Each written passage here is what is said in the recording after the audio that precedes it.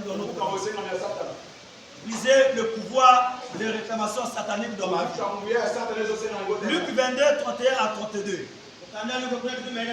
Luc chapitre 22, le verset 31 au verset 32. Le Seigneur dit Simon, Satan vous a réclamé pour cribler comme le froment. Mais j'ai prié pour toi afin que ta foi ne défaille point. Et toi, quand tu seras converti, affermis tes frères. Il dit Satan a réclamé ta vie. Mais j'ai prié pour que ta foi ne défaille point. Les réclamations sont réelles, bien-aimés. Simon dormait avec Jésus. Il buvait avec Jésus. Mais Satan réclamait sa vie. J'ai prié pour quelqu'un ce soir. Toute forme de réclamation derrière ta vie, derrière ton mariage, derrière ta carrière, derrière tes finances, ces réclamations sont brisées au nom de Jésus. Les réclamations sont réelles. Bien aimé, laisse-moi te choquer avec ceci. Le diable ou les sorciers ne donnent jamais quelque chose.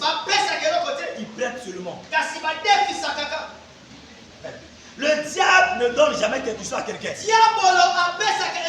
Satan prête seulement quelque chose. Le jour qu'il aura besoin, il va récupérer cela. C'est pourquoi si Satan te donne quelque chose, il t'a rien donné. Il t'a seulement prêté la chose. Le jour qu'il aura besoin, il viendra récupérer sa chose. Tous ceux qui vont chercher quelque chose, c'est le diable. Tu es parti chercher l'emploi. Tu es parti chercher les enfants. Le diable t'a prêté seulement cela. Le jour viendra, il va récupérer ce qu'il a besoin. Mais je prie pour quelqu'un. Tu ne vas rien perdre dans ta vie au nom de Jésus. Il y a certaines personnes qui sont victimes des réclamations anti-mariage. Il y a des familles qui sont victimes des réclamations anti-mariage. Laisse-moi te dire la vérité de tout mon cœur. Si tu es dans une relation, on ne t'a pas encore épousé, ce n'est pas un mariage. Ce n'est pas un mariage. Tu dois chercher le mariage. Tu peux rester dans le concubinage pendant des années. Satan ne va jamais te combattre. Mais le jour que tu vas chercher à te marier, c'est là où Satan va se lever pour te combattre. Satan est contre le mariage. C'est pourquoi si tu n'es pas encore marié, cherche à te marier. Il y a des combats de ta famille. Tu ne verras jamais ça avant de porter l'alliance officielle. C'est le jour que tu vas porter l'alliance. Tu sauras comment Satan est. Quand Satan sait que dans votre union, il n'y a pas du sérieux, il y a que ton vanda, il ne va jamais vous combattre. Mais lorsque vous allez prendre l'engagement de faire la dot, de faire le mariage, c'est là où le diable se lèvera. Les réclamations viendront. Mais je prie pour quelqu'un ce soir. Quelles que soient les réclamations dans ta vie, tu seras exempté au nom de Jésus. Bien aimé, tu dois comprendre ceci. Aucun inconnu ne peut te réclamer. Celui qui doit te réclamer, c'est celui qui te connaît. Celui avec qui vous êtes parenté. Aucun inconnu ne peut te réclamer. On a fait ma prière ce soir. Sois délivré de toute forme de réclamation au nom de Jésus. Je te donne un conseil. Si tu as quitté une vie, si tu as quitté une position, n'accepte jamais de repartir à la case de départ. N'accepte jamais ça. Si Dieu te libère de quelque chose, ne repars jamais dans cette vie-là. Parce que ton cas sera pire. Ne repars jamais là où tu étais sorti. Ne repars jamais à la case de départ. Quand Dieu te libère, sois libéré pour toujours. Alléluia. Quand tu repars là où tu étais, ta situation sera pire qu'auparavant. Mais pour quelqu'un qui m'écoute ce soir, que le Seigneur te libère de toute forme de rétrogradation au nom de Jésus. Ne repars jamais en arrière. Continue d'avancer. Quel que soit ce qui arrivera, continue de persévérer. Je vois le Seigneur changer ta vie au nom de Jésus. L'une des choses que les réclamations font dans la vie, les réclamations changent les intentions des hommes vers ta vie. Il y a des hommes, parfois, ils viennent vers toi avec les bonnes intentions de t'épouser, de faire du sérieux avec toi. Mais à cause des réclamations, quand il arrive, les réclamations changent ses intentions. Là où il devait être sérieux, il devient moins sérieux. Quand tu vois ça dans ta vie, toutefois les relations ne marchent pas, c'est l'œuvre des réclamations. L'œuvre des réclamations. Alléluia. Quelqu'un a des bonnes idées pour apporter de l'aide à ta vie. Mais d'une manière ou d'une autre, la personne ne t'aide pas. Il a l'argent, il donne aux autres, mais il ne peut pas te donner. C'est l'œuvre de réclamation. J'ai connu un monsieur, j'ai connu parler de lui. Son grand frère fait grand ministre dans ce pays. Mais lui, il a souffert dans le chômage. Son grand frère a donné du travail aux autres, mais pas à lui. Tu sais comment il s'appelait? Il s'appelait Mbongo Passi. L'argent difficile. Il y a des réclamations, par contre, c'est lié à ton nom. Toutefois, lorsqu'on invoque ton nom, quel est l'esprit qui réagit derrière ton nom? Quel est l'esprit qui parle? Lorsque tu marches dans la rue, on appelle un autre nom. Tu ne veux pas tourner parce que ce n'est pas toi. Mais quand on appelle ton nom, ton esprit attire ton attention. Tu retournes, toi, quelqu'un t'appelle. Mais l'esprit là qui t'anime, il vient d'où? Alléluia. Amen. Tu dois savoir l'œuvre des réclamations. Je prie pour quelqu'un qui sera libéré des réclamations ce soir au nom de Jésus. Rapidement, que faire pour annuler les réclamations sataniques? Qu'est-ce que je dois faire pour mettre fin aux réclamations sataniques? Qu'est-ce que je dois faire pour annuler les réclamations sataniques? Premièrement, pour annuler ces réclamations, il faut faire des sacrifices. Il faut faire des sacrifices. Aujourd'hui, les chrétiens ont perdu la notion de sacrifice. 2 Samuel 24, 24. 2 Samuel 24, 24. David a dit, je ne peux pas offrir à mon Dieu quelque chose qui ne me coûte rien. Je redis à l'avenant, non, je vais l'acheter de toi à prix d'argent. Et je le ferai pour l'Éternel mon Dieu. Les holocaustes qui ne me coûtent rien. Vis une vie de sacrifice.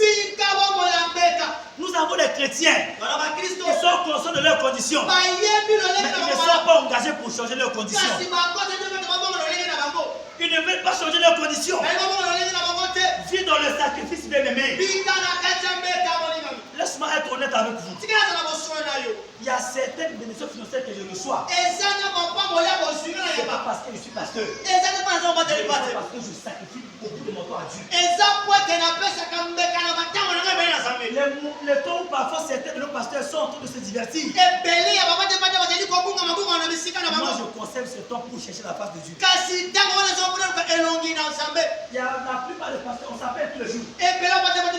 Non, ces pasteurs pleurent. Il a accepté le vainqueur.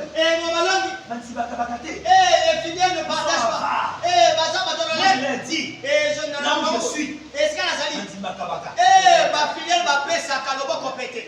Tu sais pourquoi? Ce qui attire l'argent, ce n'est pas le titre du pasteur. C'est ta vie qui attire les bonnes choses dans ta vie. La vie de sacrifice. Vis une vie de sacrifice dans la prière. La prière c'est un sacrifice. Si ta prière ne devient pas un sacrifice, il y a des choses que tu ne pourras jamais toucher dans le royaume. Il y a des moments quand tu auras envie de prier, tu n'as pas envie de prier. Tu n'as pas la force de prier. Mais par sacrifice, tu dois prier. Vis une vie de sacrifice. 1 Chronique 21, le verset 24.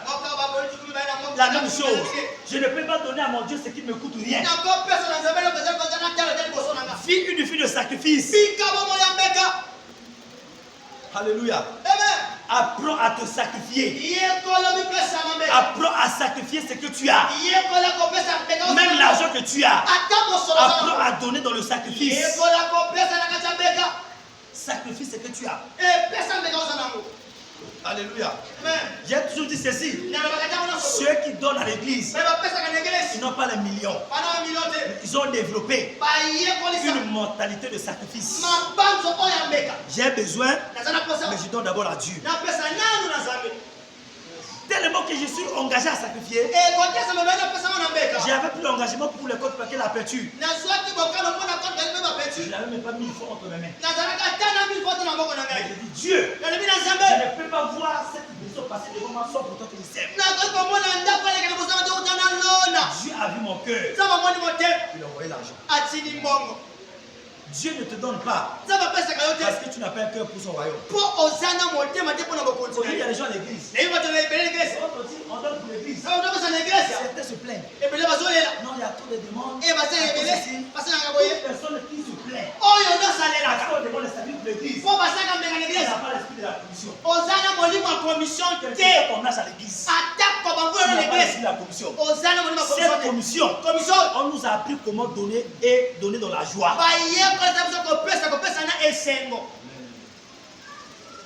Et la plupart des gens qui se plaignent, ce sont les gens qui ne donnent pas l'église. On ne se plaint pas quand il s'agit de donner quelque chose pour ton propre bien en retour. L'argent que tu donnes change la vie de qui? Personne. Ça changera ta propre vie. Alléluia. Chacun vivra en fonction de ce que Dieu a mis entre ses mains. Vis une vie de sacrifice. Alléluia. Marche dans les sacrifices. Tout le temps que les grands hommes de la Bible ont passé dans le monde, ils vivaient dans les sacrifices. Les réclamations, c'est un combat. Il faut payer le prix pour que tu sois libéré de ça. Beaucoup de chrétiens sont conscients de ces choses-là, mais ils ne payent pas le prix pour s'en sortir. Ils ne payent pas le prix. Si tu n'as pas encore prié jusqu'à ce que tu perds la conscience, tu n'as pas encore prié. Tu dois atteindre un niveau de prière. Quand tu pries, tu n'es plus conscient du temps. Tu n'es plus conscient de l'environnement. Même là où tu es, tu peux t'allonger dans le caca. Si tu arrives à ce stade-là, tu vas toucher le miracle dans ta vie. Les chrétiens faisons les sacrifices. Alléluia. Donner est une grâce. Si tu ne partages pas, et laisse que Dieu te donne la grâce de partager. J'ai été choqué le dimanche. J'ai un nouveau converti. Ceux qui sont venus pour la première fois, ils ont fait sortir l'argent pour donner pour l'église. Il y a les anciens qui sont là, on leur dit ça tous les jours. Le fait que tu sois vainqueur ne va jamais te rendre riche. C'est ta connexion avec la grâce de la richesse qui va te rendre riche dans la vie. Quel que soit le pouvoir d'un chargeur, si on met un chargeur à côté de la prise, donc on ne branche pas, peu importe les prières, ton téléphone ne va jamais charger. On va brancher ça. Tu dois te connecter à la grâce qui court. Alléluia. Fais des sacrifices. Fais des sacrifices. Quelqu'un m'a étonné. Après un gros sacrifice pour l'église, elle dit papa, ça c'est pour vous. J'ai regardé le ciel. J'ai dit Dieu, cette personne-là ne doit jamais manger dans sa vie. Bien aimé, Dieu bénit les sacrifices. Dieu bénit les sacrifices. Apprends à faire les sacrifices. Et tu ne vas jamais manquer l'intervention de Dieu dans ta vie. Apprends à s'aimer. Apprends à s'aimer. Dans l'église, les semences ne meurent jamais. C'est pourquoi même ceux qui font du mal à l'église, un jour ils vont récolter leur mal. Ceux qui font du bien là, ils vont aussi récolter leur bien. La sémence ne meurt jamais. Alléluia. Amen. S'il te plaît, fais des sacrifices. Fais des sacrifices. Donc, il te sera donné. On n'a pas dit prie, il te sera donné. On n'a pas dit jeûne, il te sera donné. Mais il dit don, et il te sera donné. Payer la dîme, c'est un sacrifice. Demande à ma femme. C'est le 3e mois. Quand je prends mon salaire, même mes offrandes, je ne peux pas faire de mon salaire. Elle avait des engagements qu'elle avait pris. Je ne prends aucun fonds de mon salaire. Même l'eau glacée, je ne peux pas faire de mon salaire. Mais quand je prends le salaire là, je peux aussi manger ma dîme. Non, ça ne m'appartient pas. Quand je prends, je m'enlève la part dessus. C'est comme quelqu'un est venu me voir hier. Il dit, papa, j'ai pris mon salaire, mais j'étais mal à l'aise. Je ne peux pas manger la dîme. Je vais déposer ma dîme. Tu dois arriver à ce niveau-là. On ne te force plus. Ça devient naturel. Tant que tu ne payes pas la dîme, quelle que soit la personne qui t'a enseigné dehors, tu vas mourir pauvre. Et dans la Bible, Jésus n'avait visité aucun homme pauvre. Pas dit la Bible bien. Tous ceux que Jésus avait rendu visite, ils étaient bénis. La maison de Jérusalem était bénie. Alléluia. Amen. Tous ceux que Jésus avait visités dans la Bible, ils étaient bénis. Dieu n'avait visité aucun pauvre sur la terre. Si tu veux être un pauvre, Jésus ne viendra jamais dans ta maison.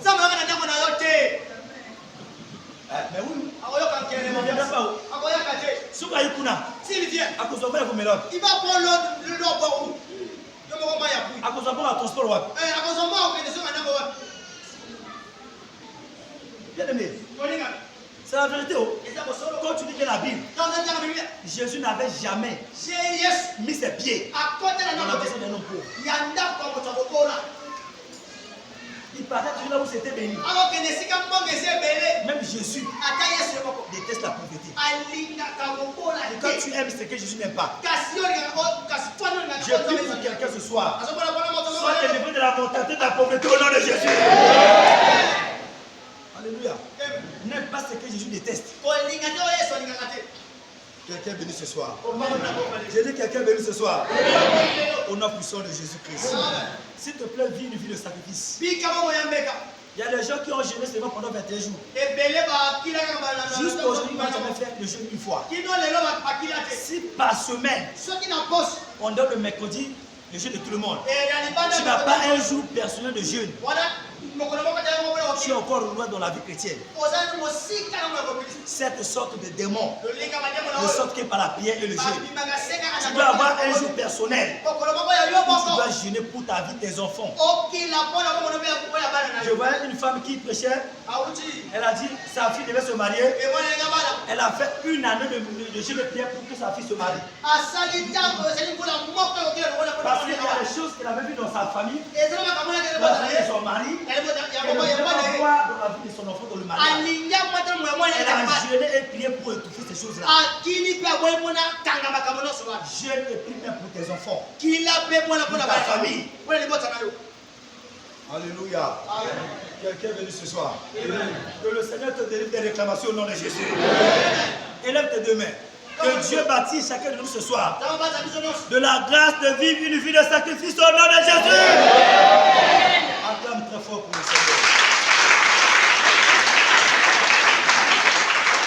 Alléluia. Rapidement, montre nos frères là où tu es.